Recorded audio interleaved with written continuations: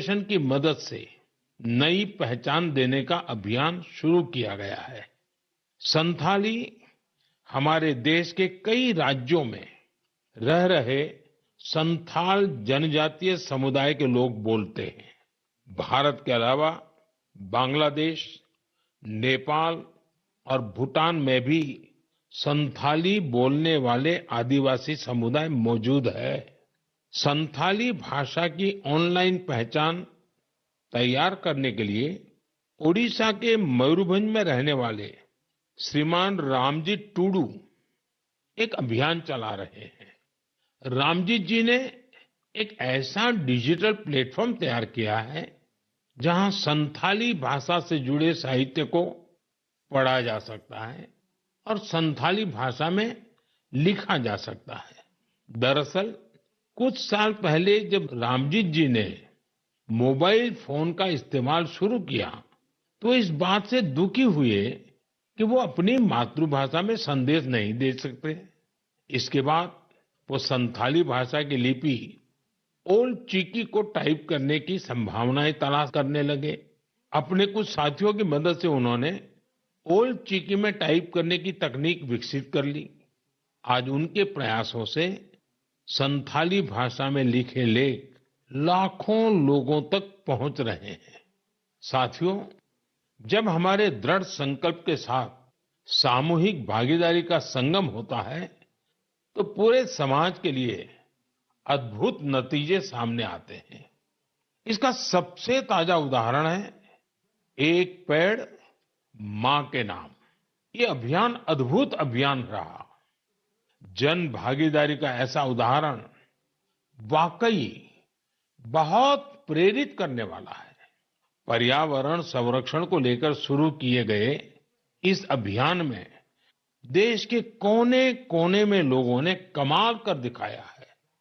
उत्तर प्रदेश, गुजरात, मध्य प्रदेश, राजस्थान और तेलंगाना ने लक्ष्य से अधिक संख्या में पौधारोपण कर नया रिकॉर्ड बनाया है। इस अभियान के तहत उत्तर प्रदेश में 26 करोड़ से ज्यादा पौधे लगाए गए। गुजरात के लोगों ने 15 करोड़ से ज्यादा पौधे रोपे।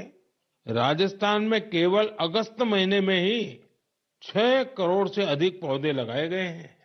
देश के हजारों स्कूल भी इस अभियान में जोर शोर से हिस्सा ले रहे हैं। साथियों, हमारे देश में पेड़ लगाने के अभियान से जुड़े कितने ही उदाहरण सामने आते रहे हैं। ऐसा ही एक उदाहरण है तेलंगाना के एन राजशेखर जी का। पेड़ लगाने के लिए उनकी प्रतिबद्धता हम सबको हैरान कर देती है। करीब 4 साल पहले उन्होंने पेड़ लगाने की मुहिम शुरू की। उन्होंने तय किया कि हर रोज एक पेड़ जरूर लगाएंगे। उन्होंने इस मुहिम का कठोर व्रत की तरह पालन किया। वो 1500 से ज्यादा पौधे लगा चुके हैं। सबसे बड़ी बात यह है कि इस साल एक हादसे का शिकार होने के बाद भी वे अपने संकल्प से डिगे नहीं। मैं ऐसे सभी प्रयासों की हृदय से सराहना करता हूं। मेरा आपसे भी आग्रह है कि एक पेड़ मां के नाम इस पवित्र अभियान से आप जरूर जुड़िए। मेरे प्यारे साथियों, आपने देखा होगा हमारे आसपास कुछ लोग ऐसे होते हैं जो आपदा में धैर्य नहीं खोते बल्कि उससे सीखते हैं। ऐसी ही एक महिला है सुभाश्री, जिन्होंने अपने प्रयास से दुर्लभ और बहुत उपयोगी जड़ी बूटियों का एक अद्भुत बगीचा तैयार किया है। वो तमिलनाडु के मदुराई की रहने वाली हैं। वैसे तो पेशे से वो एक टीचर है, लेकिन औषधीय वनस्पतियां, मेडिकल हर्ब्स के प्रति उन्हें गहरा लगाव है। उनका ये लगाव 80 के दशक में तब शुरू हुआ जब एक बार उनके पिता को जहरीले सांप ने काट लिया। तब पारंपरिक जड़ी बूटियों ने उनके पिता की सेहत सुधारने में काफी मदद की थी। इस घटना के बाद उन्होंने पारंपरिक औषधियों और जड़ी बूटियों की खोज शुरू की। आज मदुरई के वेरीचियूर गांव में उनका अनोखा हर्बल गार्डन है, जिसमें 500 से ज्यादा दुर्लभ औषधीय पौधे हैं। अपने इस बगीचे को तैयार करने के लिए उन्होंने कड़ी मेहनत की है। एक एक पौधे को खोजने के लिए उन्होंने दूर दूर तक यात्राएं की, जानकारियां जुटाई और कई बार दूसरे लोगों से मदद भी मांगी।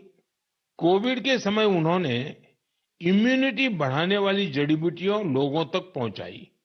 आज उनके हर्बल गार्डन को देखने के लिए लोग दूर दूर से आते हैं। वो सभी को हर्बल पौधों की जानकारी और उनके उपयोग के बारे में बताती हैं।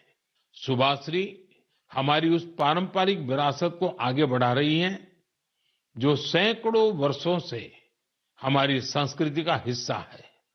उनका हर्बल गार्डन हमारे अतीत को भविष्य से जोड़ता है। उन्हें हमारी ढेर सारी शुभकामनाएं। साथियों, बदलते हुए इस समय में नेचर ऑफ जॉब्स बदल रही है और नए नए सेक्टर्स का उभार हो रहा है, जैसे gaming, animation, reel making, film making या पोस्टर मेकिंग।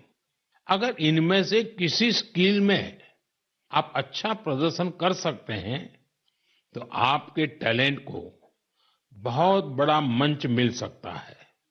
अगर आप किसी बैंड से जुड़े हैं या फिर कम्युनिटी रेडियो के लिए काम करते हैं, तो भी आपके लिए बहुत बड़ा अवसर है। आपके टैलेंट और क्रिएटिविटी को बढ़ावा देने के लिए भारत सरकार का सूचना और प्रसारण मंत्रालय ने क्रिएट इन इंडिया इस थीम के तहत 25 चैलेंजेस शुरू किए हैं। ये चैलेंजेस आपको जरूर दिलचस्प लगेंगे। कुछ चैलेंजेस तो म्यूजिक, एजुकेशन और यहां तक कि एंटी पायरेसी पर भी फोकस्ड है। इस आयोजन में कई सारे प्रोफेशनल ऑर्गेनाइजेशन भी शामिल हैं, जो इन चैलेंजेस को अपना पूरा सपोर्ट दे रहे हैं।